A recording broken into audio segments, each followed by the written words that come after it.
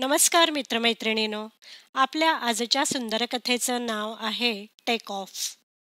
मुंबईच्या terminal 2च्या departure जवळ एक गाडी येऊन थांबली. लगबगीने व्हीलचेअर आणली गेली. गाडीतून रिटायर्ड विंग कमांडर अशोक केतकरांना उचलून व्हीलचेअरमध्ये बसवण्यात आलं. विमान कंपनीने त्यांना दिलेला त्यांचा अटेंडंट त्यांची व्हीलचेअर डिपार्चर गेटच्या दिशेने ढकलू लागला आणि अशोक केतकरांच्या डोळ्यासमोरून त्यांचा भूतकाळ सरकू लागला. ते सर्व्हिसमध्ये असताना एका विमान अपघातात त्यांचा जीव तर वाचला होता, पण त्यांनी दोन्ही पाय गमावले होते आपले. 2 युद्धात भारतमातेची सेवा केलेला तो भारतमातेचा सुपुत्र आता कायमचा व्हीलचेअरवर बसला होता. एकेकाळी आभाळाला गवसणी घालणारा तो शूरवीर आता जमिनीवर देखील उभा राहू शकत नव्हता. दरवर्षी एकदा ते दिल्लीला मात्र जात असत. प्रजासत्ताक दिनी ते आणि त्यांचे काही जुने कलिग्स इंडिया गेटजवळ जमत असत. मग 2 दिवस दिल्लीत त्या फ्रेंड्सबरोबर मुक्काम करून ते परत येत. आजही ते त्यासाठीच निघाले होते. गेल्या अनेक वर्षांचा तो शिरस्ता झाला होता, पण गेली 4-5 वर्ष मात्र त्यांना दिल्लीला जाणं जीवावर येत असे. कारण त्यांच्या सगळ्या कलिग्सची मुलं एकतर सैन्यात, एअरफोर्समध्ये होती किंवा चांगलं शिकून चांगल्या पोस्टवर नोकरीला होती. ह्यांची मुलगी भार्गवी मात्र सेकंड इयरला असतानाच एका मुलाच्या प्रेमात पडून त्याच्याशी लग्न करून निघून गेली होती. कारण काय तर त्याची आई दुर्धर आजाराने ग्रस्त होती आणि तिला तिचे डोळे मिटायच्या आतच मुलाचं लग्न झालेलं पाहायचं होतं. ह्यांनी आणि बायकोनी बराच विरोध केला होता. एकुलत्या एका मुलीचं छान करिअर व्हावं हे त्यांचं स्वप्न होतं, पण तिने ऐकलं नाही. मग ह्यांनीही संबंध तोडले तिच्याशी. आज त्यालाही 5-1 वर्ष उलटून गेली होती. त्यांची व्हीलचेअर चेक इन सोपस्कार पूर्ण करून बोर्डिंग गेटपर्यंत आणली. अटेंडंट त्यांच्या शेजारी उभा होता. बोर्डिंगची घोषणा झाली.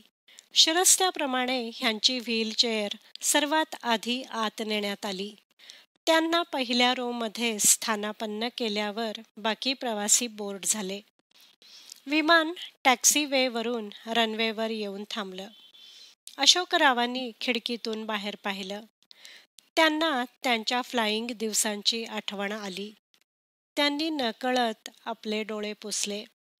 ते अजस्त्र धूळ रनवेवर जवळजवळ ताशी 250 किलोमीटर वेगाने धावू लागलं आणि एका क्षणी आकाशात झेपावलं.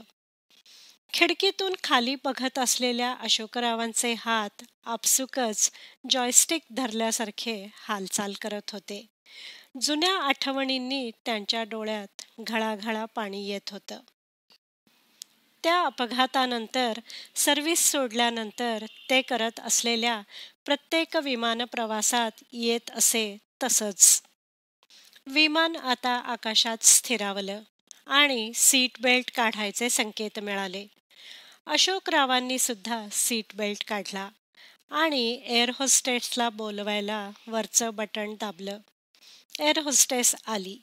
अशोकरावांनी तिला पाणी मागितलं आणि ते बरोबर आणलेलं पुस्तक वाचू लागले. काही मिनिटातच एक लहानसा मुलगा हातात पाण्याचा ग्लास घेऊन आला. त्याने त्यांना पाणी दिलं. त्याला पाहून अशोकरावांना खूपच आश्चर्य वाटलं आणि तितक्यात पायलटने अनाउन्समेंट सुरू केली. पायलटने म्हटलं, प्रिय गेस्ट, फ्लाईट 6E6028 मध्ये तुमचे स्वागत आहे. आज आपल्याबरोबर एक अत्यंत महत्त्वाचे आणि आदरणीय गेस्ट आहेत, ज्यांचे नाव आहे retired wing commander Ashok Ketkar.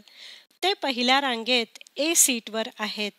Wing commander Ashok Ketkar यांनी भारतासाठी 2 मोहिमांमध्ये भाग घेऊन आपले शौर्य दाखवून शत्रूचा पराभव करण्यात मोलाचे योगदान दिलेलं आहे.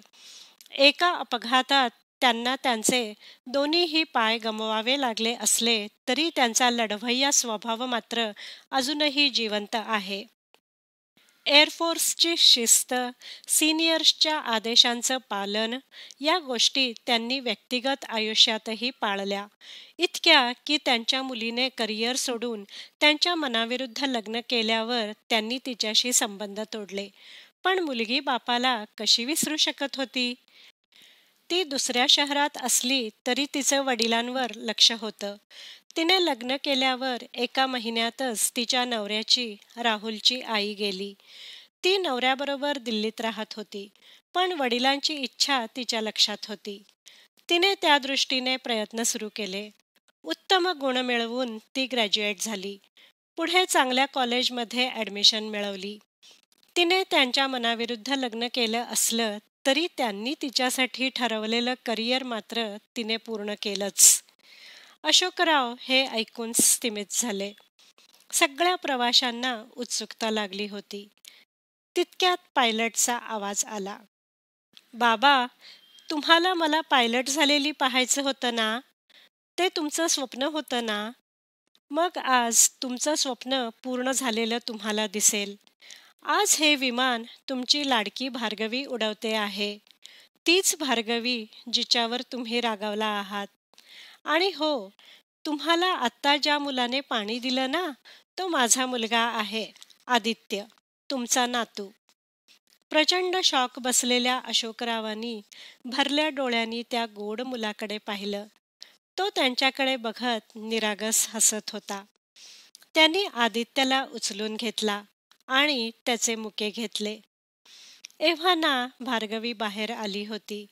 हातात फोन माईक धरून डोळ्यातून धारा तशाच वाहू देत अशोकरावांकडे बघत ती बोलू लागली.